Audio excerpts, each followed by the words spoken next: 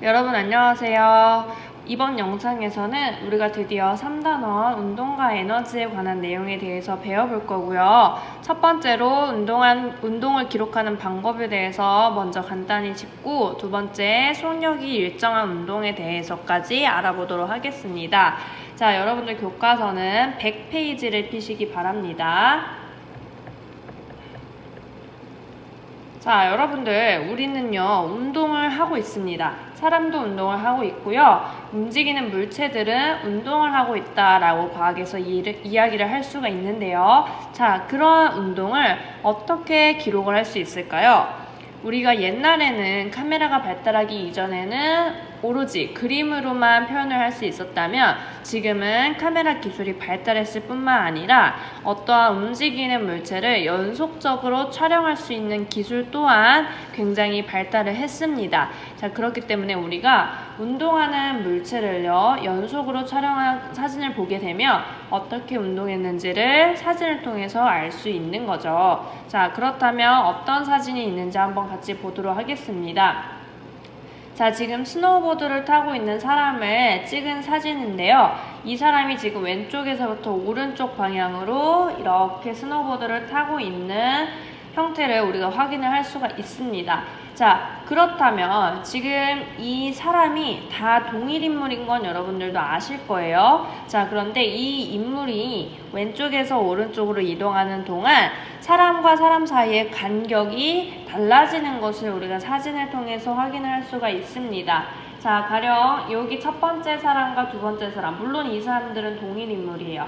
자, 첫 번째 사람과 두 번째 사람 사이의 간격이 이렇다면 여기 중간에 제일 높은 부분에서의 간격은 이렇게 벌어져 있다는 걸 확인을 할 수가 있고요. 그리고 나서 다시 마지막 부분에 도착했을 때는 간격이 이만큼이나 벌어져 있다는 것을 확인할 수가 있습니다.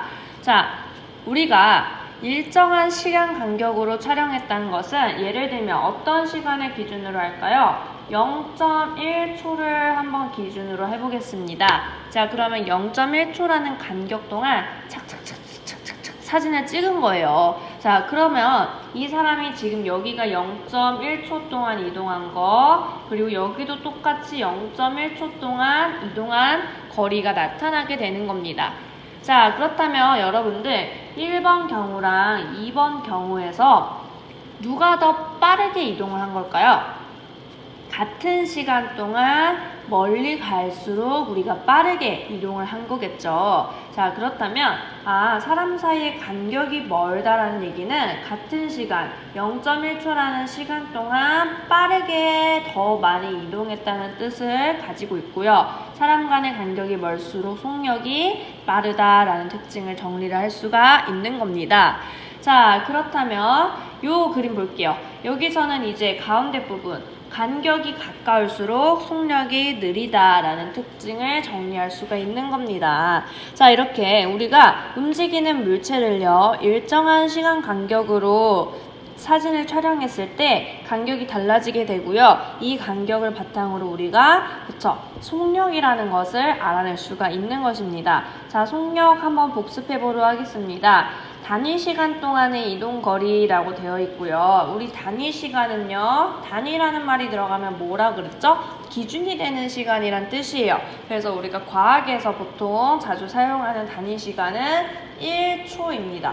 초의 단위를 자주 사용을 해요. 자, 그래서 1초 동안 얼마나 이동을 했니? 그걸 우리가 속력이라 할 거고요. 이 공식을 보시면 우리가 1초 동안 얼마나 이동을 했니? 그거를 나눠준 게 바로 속력이다 라는 얘기예요. 자, 그래서 단위는요, 거리의 단위인 미터와 시간의 단위 세컨드를 각각 미터를 세컨드로 나눠줘서 우리가 미터 퍼 세크라는 단어를 씁니다. 자, 그래서 여러분들 거시속이라는 이야기 다들 아실 거예요. 우리가 속력을 구할 때 보통 어떻게 구하죠? 거리는 시간 곱하기 속력이고요. 그리고 속력은 뭐 거리를 시간으로 나누고요. 그럼 시간은요, 거리를 속력으로 나누고, 이거 여러분들 초등학교 때 이제 했을 거예요. 자, 그렇긴 하지만 이제 우리가 공식으로 한번 다시 정리를 해본다. 이렇게 정리를 하시면 되겠습니다. 자, 요거 여러분들 교과서 101쪽 끝부분에 나와 있는데요. 자, 여기에다가 별표를 잔뜩 해주시면 되겠습니다.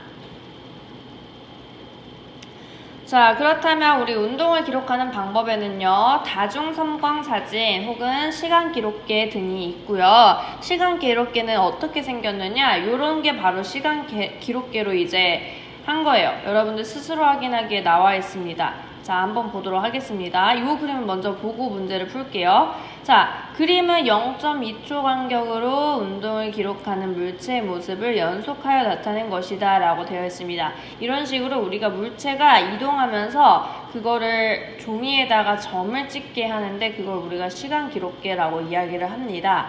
자, 그렇다면 얘는 지금 여기가 0.2초 사이의 간격이래요. 됐죠? 자, 그런데 이 간격을 0.1초로 설정하면 어떻게 되는지 한번 그려보자고 되어 있습니다. 어떻게 될까요? 당연히 간격이 더 촘촘해지겠죠. 자, 이런 식으로 그림을 그려주시면 되겠습니다. 자, 그럼 우리가 앞부분 다시 한번 정리해 보도록 하겠습니다. 연속 사진을 보고 속력을 어떻게 알 수 있을까요? 자, 속력은요, 단위 시간당 이동한 거리이므로 우리가 연속 사진은요, 시간이 고정되어 있어요. 일정한 시간 동안 사진을 찍는 거기 때문에 그 거리가 바로 속력을 구할 수 있는 힌트가 된다는 얘기입니다. 자, 그렇다면 스스로 확인하기 첫 번째. 일정한 시간 간격으로 촬영한 연속 사진에서 물체와 이웃한 물체 사이의 간격이 좁으면 속력이 어떻다? 그쵸? 느리다라는 얘기입니다.